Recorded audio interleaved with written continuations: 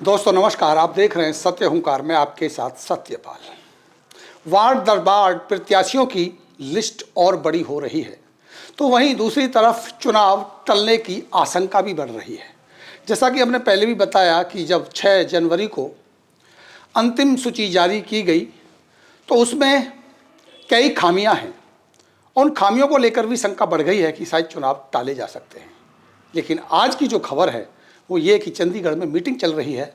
कभी भी ये खबर आ सकती है कि चुनाव हो सकते हैं या चुनाव टल सकते हैं। नज़र हमारी बनी रहेगी। आइए मैं ले चलता हूँ आपको वार्ड 28 में। वार्ड 28 पे पहले भी हमने बात की थी। 2 प्रत्याशी पहले भी हम भारतीय जनता पार्टी की तरफ से बात कर चुके हैं। अभी जो सबसे सशक्त और सबसे मजबूत दावेदार माने जाने वाले, क्योंकि मुखर हैं और जुझारू हैं, वो हैं विजेंद्र शर्मा। विजेंद्र शर्मा ने भी अपनी दावेदारी ठोकी हुई है और भारतीय जनता पार्टी से टिकट मांग रहे हैं, चुनाव लड़ना चाहते हैं। और मैं बता दूं आपको कि विजेंद्र शर्मा पहले भी पार्षद रहे हैं, नॉमिनेटेड पार्षद रहे हैं। और कौन है विजेंद्र शर्मा ये समझेंगे और क्यों चुनाव लड़ना चाहते हैं और क्या परिस्थिति बनने वाली है। आइए ये सीधे सवाल और जवाब विजेंद्र शर्मा के साथ मैं ले चलता हूं आपको। विजेंद्र जी, आपका बहुत बहुत स्वागत है। नमस्कार सतपाल जी। आपने भी अब की बार चुनाव बिल्कुल बजा दिया। सुनने में आ रहा है कि टिकट मांग रहे हैं आप। हाँ जी, वार्ड नंबर 28 से मैं चुनाव लड़ूंगा पार्षद का। विजेंद्र जी, पहले हम समझें कि पहले आप पार्षद थे, लेकिन नॉमिनेटेड पार्षद थे। मुझे ऐसा लगता है कि 2 बातें तो नॉमिनेटेड पार्षद के साथ तय हो जाती हैं। एक तो ये कि पार्टी की आस्था मजबूत रही होगी तभी पार्टी उसको नॉमिनेटेड बनाती है, बिना इलेक्शन के चुनाव होता है ना। हाँ जी। दूसरा ये कि जो आला का मान है पार्टी का, उसके साथ अच्छे तालमेल का होना, ये मुझे लगता है 2 प्रामाणिकता हैं। इसके अलावा और क्या, क्यों आपको नॉमिनेटेड पार्षद चुना जाता और होता क्या है? सतपाल जी, मैं पार्टी का एक समर्पित कार्यकर्ता रहा हूँ। मैंने पार्टी के लिए अच्छा काम किया है, तभी मुझे नॉमिनेट पार्षद बनाया गया है। 2013 में तिगांव विधानसभा में सबसे ज़्यादा सदस्य भारतीय जनता पार्टी के लिए मैंने बनाए थे। और पार्टी का कोई भी प्रोग्राम है, कोई भी जिम्मेदारी है, मैं उसको दिल से निभाता था। जैसे कि कोई बस भरने की जिम्मेदारी है पार्टी की, 15-15 बसें, 14-14, 10-10 बसें मैं ले जाके पार्टी के प्रोग्रामों में जाता था। और पार्टी जो भी जिम्मेदारी देती थी मुझे दिल से निभाता था। कहा यह जाता है कि नॉमिनेटेड उसी को बनाया जाता है जिस पर बड़े हाई कमान का आशीर्वाद ज़्यादा होता है, क्योंकि सारा खर्चा बच गया और पार्षद भी बन गए। तो ये सच्चाई है क्या? नहीं, मैं क्या था, केंद्र राज्य मंत्री चौधरी कृष्णपाल गुर्जर जी ने अपना आशीर्वाद दिया कि भाई तुझे चुनाव लड़ाएंगे। तो मंचों पे जहाँ भी वो जाते थे उन्होंने पहले ही घोषणा कर दी थी कि भाई विजेंद्र तुझे चुनाव लड़ाया जाएगा। फिर अचानक मेरा वार्ड रिजर्व हो गया, फिर मंत्री जी ने मुझे नॉमिनेट पार्षद बनाया। जब पार्षद बनाने का आपसे वादा किया उन्होंने पूरा कर दिया। अभी बात करते हैं कि आपके वार्ड में 3 प्रमुख दावेदार हैं, मजबूत दावेदार हैं, तीनों ही मजबूत हैं, तीनों टिकट मांग रहे हैं। आप भी टिकट मांग रहे हैं, तो अब पार्टी ने तो एक को टिकट देना है, तो पार्टी विजेंद्र शर्मा को टिकट दे, ऐसा विजेंद्र शर्मा में क्या है? मैं पार्टी के लिए समर्पित कार्य करता हूँ, पार्टी के लिए हम मेहनत करते हैं और ग्राउंड लेवल पे जनता से जुड़े हुए हैं। और लोकसभा चुनाव में भी मैंने और विधानसभा चुनाव में भी मैंने पार्टी का साथ दिया है। लोकसभा चुनाव में पूरी विधानसभा में मैंने सबसे अच्छा प्रोग्राम किया था। वो सभी को पता है पूरे क्षेत्र में कि केंद्रीय राज्य मंत्री चौधरी कृष्णपाल गुर्जर जी का मैंने अपने गांव मवई के कम्युनिटी सेंटर में सबसे अच्छा स्वागत किया था। अगर हम बात करें कि जनता की तरफ लेके जाएं, क्योंकि अल्टीमेट तो जनता को चुनना है आपने, जनता आपको क्यों चुने, ऐसा आपने क्या किया? कोई ऐसे प्रमुख विकास कार्य रहे आपके साथ जुड़े जो यादगार हैं, जिनके बारे में आप चर्चा कर सकते हैं? मवई और मवई से लगती हुई 2 दर्जन कॉलोनियाँ हैं। तो सबसे पहले जो स्टार्टिंग में हमने 2013 में केंद्र राज्य मंत्री चौधरी कृष्णपाल गुर्जर जी के आशीर्वाद से, जब ये हमारा 29 का पुल नहीं था, खेड़ी पुल से लोग आया करते थे, तो सबसे पहले स्टार्टिंग में हमने जो शमशान घाट वाला रोड है वो मंत्री जी के आशीर्वाद से 80 लाख रुपए की लागत से PWD के माध्यम से बनवाया था। उसके बाद में 2 दर्जन कॉलोनियाँ हैं, इनमें मैंने कम से कम 5 से 6 हज़ार बिजली के खंभे और 25 से 30-35 ट्रांसफार्मर और लोगों के Aadhaar card, ration card, voter card, इनकी गिनती नहीं है। और लोगों की ग्राउंड लेवल पे हम मदद करते हैं। और जैसे कॉलोनियों में गर्मियों में लाइट चली जाती है, तो लोगों की जाके ट्रांसफार्मर का फ्यूज लगवाना, लोगों की बिजली वाले को शिकायत करके मौके पे बुलाना, रात के 12-12 बजे जाके उनकी मदद करते हैं। और दोपहरी के टाइम में गर्मियों में खड़े होके मैंने लोगों के बिजली के खंभे लगवाए हैं। विजेंद्र जी, आपके वार्ड में 2 गांव आते हैं, एक मवई गांव हो गया, एक तिलपत हो गया। गांव के विकास की परिभाषा अलग हो जाती है, उनको नालियां चाहिए, उनको पानी की निकासी चाहिए, सीवर चाहिए, पानी चाहिए। आपके इलाके में सबसे ज़्यादा कच्ची कॉलोनियाँ बस रही हैं। कच्ची कॉलोनियों को सबसे पहले पक्की कराने का बड़ा दबाव रहता है, उसके बाद उनको खंबा चाहिए, बिजली चाहिए, ट्रांसफार्मर चाहिए, अभी तो सीवर लाइन का काम चल रहा है। अभी सबसे जो प्रमुख समस्या है जिसे आप देख रहे हैं वो क्या दिखती है आपको? सबसे मेन जो समस्या है कच्ची कॉलोनियों में पानी निकासी की है। पानी निकासी भाई मेन जो होता है, इनकी जो सीवर लाइन है कॉलोनी को पास करके सबसे पहले उनमें पानी निकासी के लिए सीवर लाइन के बड़े पाइप डाले जाएं, उसका जो बूस्टर है वो बनाया जाए। इसका मैं एक उदाहरण देता हूँ। मेरे गांव के साथ में एक खड्डा कॉलोनी है और करुणा नगर है और भोपाल कॉलोनी है। इनमें क्या है, मंत्री जी के आशीर्वाद से मैंने सब में सीवर लाइन डलवाई है और इसके साथ में एक अपना जीवन नगर भी है, उसमें सीवर लाइन डलवाई है, बूस्टर वगैरह बनाया जा रहा है और उस बूस्टर से उनको कनेक्ट कर देंगे। सीवर लाइन तो डल चुकी है। कनेक्ट होने के बाद में जो उनका जो पानी है बूस्टर के माध्यम से मोटर लगा के उनका उसमें चला जाएगा। रही टाइलों की बात, कुछ एरिया में टाइलें लगा दी हैं, खड्डा कॉलोनी में अभी टाइलें रह रही हैं, उनके एस्टीमेट सरकार को भेज रखे हैं और करुणा नगर के वो जल्दी पास होके आ जाएंगे, तो इनमें टाइलें भी इन कॉलोनियों में लग जाएंगी। लेकिन समस्या सबसे बड़ी ये आती है कि जैसे अमृत योजना का काम आया, अमृत योजना तो जाएगी, सभी जगह जाएगी, लेकिन दिक्कत कहाँ आएगी कि कुछ ऐसी कॉलोनियों का हिस्सा रह जाता है जो अप्रूव्ड इलाके में नहीं आती और उसी की वजह से वहाँ फिर अमृत योजना का या कोई भी योजना का काम नहीं हो पाता। आपका वार्ड बहुत बड़ा है, मैं समझता हूँ शायद सेहतपुर पेट्रोल पंप से शुरू होता है और मवई पूरा पार हो जाता है।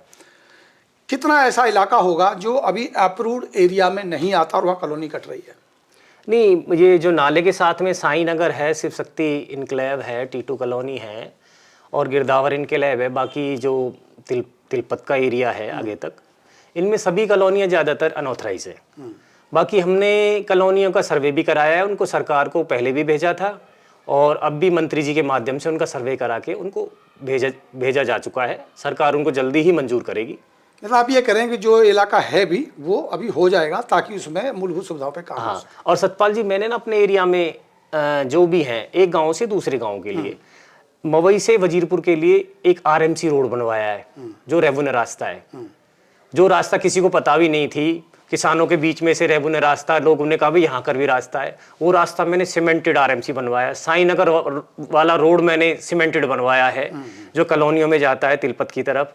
और मैन जो बनवाया है हमने टीटू कॉलोनी के पास में 1,29,00,000 रुपए की लागत से एरीगेशन विभाग से बड़ा पुल बनवाया है जो तिलपत और मवई रोड को जोड़ता है। उसके साथ में पीडब्ल्यूडी से इंटरलॉकिंग टाइल जो गिरदावर इनक्लेव के कोने तक मवई सिमाने से शुरू होती हैं, ये शिव शक्ति इनक्लेव के यहाँ से, और टीटू कॉलोनी से सीधा अपना ये गिरदावर इनक्लेव के लास्ट में जाके वहाँ तक इंटरलॉकिंग टाइलें लगवाई हैं। विजेंद्र जी, आप नॉमिनेटेड पार्षद रहे, नॉमिनेटेड पार्षद के लिए बेहतर क्या चुनौतियां क्या हैं? सतपाल जी, मैं नॉमिनेट पार्षद बना, पर मेरा जो जुनून और जो जज्बा है ना, जनता की सेवा करने का था। हाँ। क्योंकि मनोनीत पार्षद को कोई राइट नहीं होता, पर फिर अलॉट नहीं होता, कोई क्षेत्र अलॉट नहीं होता। मैं वोटिंग से तो बना नहीं था, जनता की वोटिंग से, मुझे तो सरकार ने बनाया था, मंत्री जी कृष्णपाल गुर्जर जी के आशीर्वाद से बना था। मैं फिर भी लोगों के बीच में एक जुनून और मेरा जज्बा, लोगों की सेवा करना, मैं लोगों के बीच में जाता था, भैया ये काम नहीं हुए, वो काम नहीं हुए, मैं उनसे कुछ कहता थोड़ी था कि भाई मैं काम कराऊंगा आपके जो भी है, उनकी मदद करता था। राशन कार्ड है राशन कार्ड, वोटर कार्ड, जो भी उनकी समस्या, किसी के थाने का काम है, किसी के चौकी का काम है, और जो भी उनका काम है मैं तो करता हूँ। मेरे साथ में मेरे पिताजी भी जनता की जो भी समस्याएं हैं, मेरे फादर हैं महेंद्र शर्मा जी, वो भी लोगों की समस्याओं को निरंतर रूप से करते रहते हैं। पार्षद बनने से पहले तो जुझारूपन समझ में आता है कि जब तक व्यक्ति पार्षद नहीं बनता है, पार्षद की तैयारी कर रहा होता है, बड़े जुझारू हैं, शोर मचा रहे हैं, जनता की सेवा में भी लगे हैं, आधार कार्ड के कैंप भी लगा रहे हैं, लेकिन पार्षद बनने के बाद फिर इतना जुझारूपन, और विजेंद्र शर्मा की जो चर्चाएँ होती हैं लगातार कि भाई आपके अंदर जुझारूपन लगातार रहता है, उसके पीछे क्या यही था क्या कि अभी दोबारा टिकट लेंगे? ये क्या है, मैं सतपाल जी बताऊं, मुझे ना मुझे कोई ऐसा लालच नहीं है, ना मुझे किसी से स्वार्थ है। मैं जो जनता की सेवा कर रहा हूँ, मुझे एक मेरा जुनून और जज्बा है कि भगवान ने हमें अगर जन्म दिया है तो हम किसी की सेवा कर सकें। और मैं जो भी काम करता हूँ ईमानदारी से करता हूँ। मेरा ये नहीं है कि मैं पार्षद बन के अपने घर को भरूँ, अपना गलत काम करूँ। मुझे भगवान दाल रोटी दे रहा है, यही चाहिए मुझे कोई पैसा की लालसा नहीं है कि मैं ये करूँ और वो करूँ। मैं आज भी, मुझे पार्टी टिकट देती है भारतीय जनता पार्टी, मैं तब भी जनता की सेवा करूँगा, और नहीं देती मैं जब भी सेवा करूँगा। निरंतर मैं जनता की सेवा करता रहूँगा, और मेरा जज्बा जो है जनता के लिए ऐसा ही रहेगा।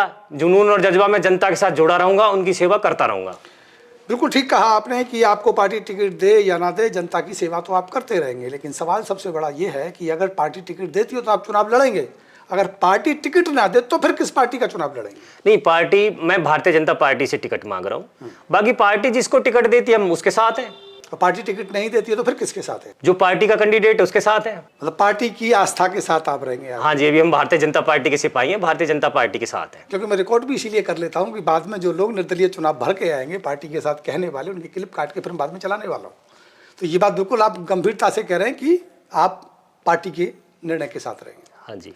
सबसे बड़ा सवाल एक और आता, अंतिम सवाल लेते हैं आपसे कि टिकट उसी को मिलेगा जिस पे बड़े मंत्री की कृपा होगी या मंत्री की कृपा होगी। अगर मैं कहूँ कौन से मंत्री की कृपा चलेगी ये तो मैं नहीं कह सकता। कहते ना कि होएगा वही जो राम रच राखा। नहीं, मंत्री यहाँ का तो वो चलता है कि होगा वही जो राम कृष्ण रच राखा। मंत्री जी का भी आशीर्वाद है, उनके बेटे का भी आशीर्वाद है। वो मंत्री जी एक बेटे की तरह मानते हैं मुझे, पूरा मान सम्मान करते हैं। तो पता चल रहा है जब आपको उन्होंने नॉमिनेट पार्षद ही बना दिया, ये कहा था भी पार्षद बनाएंगे आपको, चुनाव लड़ाएंगे, चुनाव नहीं लड़ा पाए तो पार्षद बना दिया, तो इससे बड़ी बात हो नहीं सकती। और सतपाल जी, मैंने ना अपने एरिया में जो भी काम कराया है, आप देखो, आप मेरा मवई गांव एक उदाहरण है जी, ठीक है। आप मवई गांव में आप आए हो, आपने देखा है सारे पानी, सड़क, पानी, सीवर और लाइटें। फरीदाबाद में अगर नंबर 1 गांव है तो वो मवई गांव है। वो आप सर्वे करके देख सकते हो, मीडिया को भी दिखा सकते हो। आधार क्या है? देखिए, नंबर 1 का मतलब होता है ऐसा ही हम तिलपत गांव को बनाएंगे, जो कॉलोनियां हैं कॉलोनी को भी बनाएंगे ऐसा ही। जन सुविधाएं होनी चाहिए। और क्या जन सुविधाएं आप बात कर सकते हैं? जन सुविधाओं के बारे में सामुदायिक केंद्र बनाए क्या आपने? हाँ, 2.5 करोड़ की लागत से कम्युनिटी सेंटर बनाया है।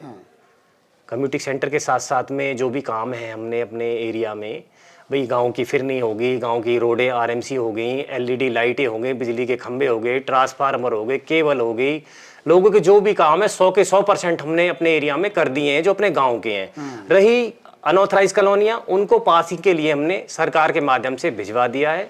जल्दी ही वो पास होके आएंगी और उनमें काम कराए जाएंगे। और सतपाल जी, एक लास्ट में आपकी एक बात और कहना चाहता हूँ जी, कि मेरे अंदर जो ईमानदारी है वो जनता खुद बताएगी कि मैं ईमानदारी से और दिल से प्रयास करता हूँ। और दिल से जो आदमी प्रयास करता है कामयाबी जरूर मिलती है। मैं कोई भी काम होता है ना, 1 बार नहीं होता, 2 बार नहीं होता, 3 बार नहीं होता, 4 बार नहीं होता, चाहे मुझे कितना ही प्रयास करना पड़े, मैं उस काम को करके लाता हूँ। ये अधिकारी भी कहते हैं, किसी भी अधिकारी से पूछ लेना, मैं उस काम के पीछे लग जाता हूँ। विकास की चिंता जनता ना करे। 5 साल होते हैं पार्षद के पास में, मैं कह रहा हूँ 4 साल के अंदर सारे काम कर दूंगा। ये इसलिए नहीं कह रहा कि मैं वोटों के लिए कह रहा हूं, मैं अब चुनाव का समय आ गया जनता को लुभाने के लिए कह रहा हूं। मैं दिल से कह रहा हूं कि 4 साल के अंदर सारे काम करके दिखा दूंगा। फरीदाबाद में अगर कोई वार्ड होगा तो वार्ड नंबर 28 होगा, उसके अलावा कोई वार्ड नहीं होगा। आप ये कह रहे हैं कि प्राथमिकता के तौर पर वार्ड नंबर 28, क्योंकि महत्वपूर्ण है। एक बात और मैं आपको याद दिला दूं, बाबा सूरदास की तपोस्थली वार्ड 28 में है। और मैंने बार बार ये बात कही है, शुरुआत में भी मैंने ये बात कही है कि बाबा सूरदास की तपोस्थली वो स्थान है जहाँ से बहुत सारे नेता बनते हैं। इस शहर के बड़े बड़े नेता वो मत्था टेकते हैं। बड़ी जिम्मेदारी है आपके ऊपर, कृपा तो मिलेगी आपको बाबा की, साथ साथ जिम्मेदारी भी बड़ी। नहीं, वार्ड नंबर 28 को नंबर 1 हम बनाएंगे, मैं दिल से कह रहा हूँ। चलिए, बहुत बहुत शुक्रिया, आपने समय दिया इसके लिए। एक बार फिर मिलते हैं आपसे। नमस्कार। ठीक है, नमस्कार।